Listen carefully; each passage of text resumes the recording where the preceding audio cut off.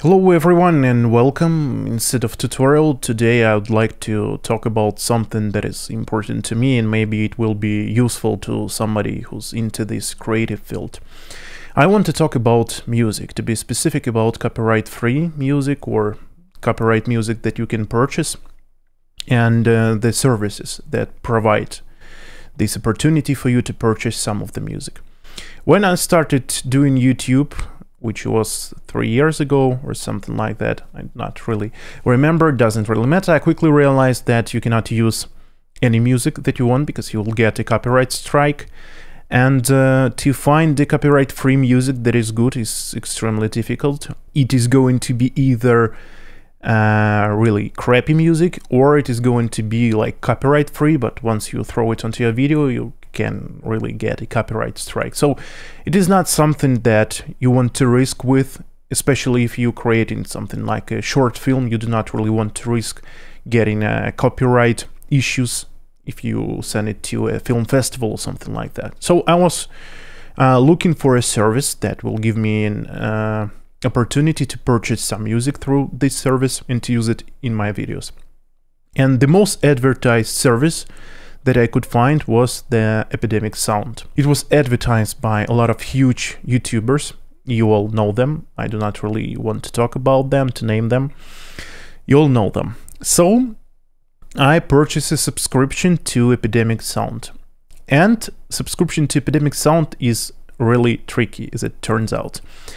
I didn't know that some alternatives existed, so I purchased Epidemic sound. Here's the issue with the Epidemic sound. First of all, I've got two YouTube channels. One is in English, which is this one, and one in my native language, the second channel. And turns out that if you buy standard individual plan from Epidemic sound, you cannot use more than one YouTube channel. So if I throw their song, which I already paid for, on my second channel, it will get copyright strike, which is not ideal, and I need to purchase a plan that is going to be much more expensive if I want to use, for example, two YouTube channels. Well, that is not that great, isn't it? Turns out that it's not the worst thing about Epidemic sound. The worst thing is that if you are downloaded some of the music and you're using it in your videos, in your short films, whatever, and your subscription ends, you cannot really use this video anymore because you have to pay for the subscription again in order to use this video with their music, to be able to monetize it or to be able to just upload it to your YouTube channel. Because if subscription ends, all of the music that you have downloaded essentially worthless. You need to purchase that subscription again in order to be able to use it. That is a bummer. That is a real bummer. And I started looking for an alternative because I thought, well, that is not kind of fair in my opinion, because I paid for the music. I should be able at least to use the same video that I used before. For example, I paid a month ago for a music that I used in the video that I uploaded a month ago. I should be able to take the same video and upload it again after my subscription ends to the same channel and not get copyright strike. That is not the case, which is not fair in my opinion. So I started searching for an alternative and I stumbled upon an Artlist. An Artlist, by the way, if it's not obvious, this video is not sponsored by anyone, neither Epidemic sound, of course, nor Artlist. Because look at the subscription count, this video is certainly not sponsored. So the Artlist is giving you a totally different perspective on how you can use copyright-free music. You purchase their subscription, you are allowed to download something like 40 songs per day, and they are yours forever.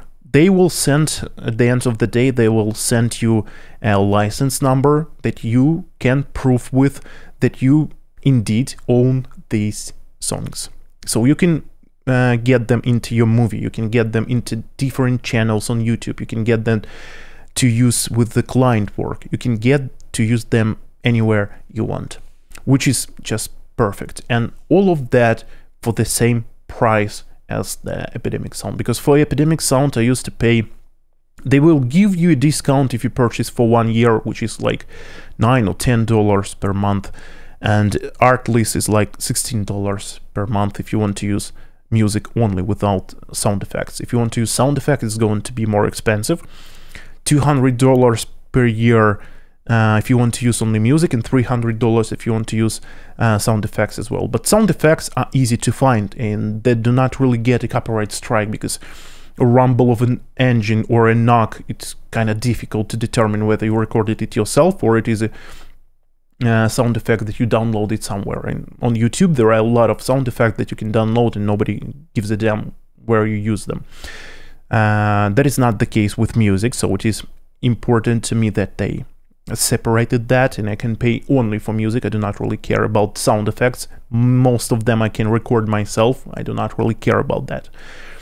And now I subscribe to Artlist. And yesterday I downloaded a couple of songs for my movie, because I'm making movie, and the only thing that is slowing me down is the access to music that I can use.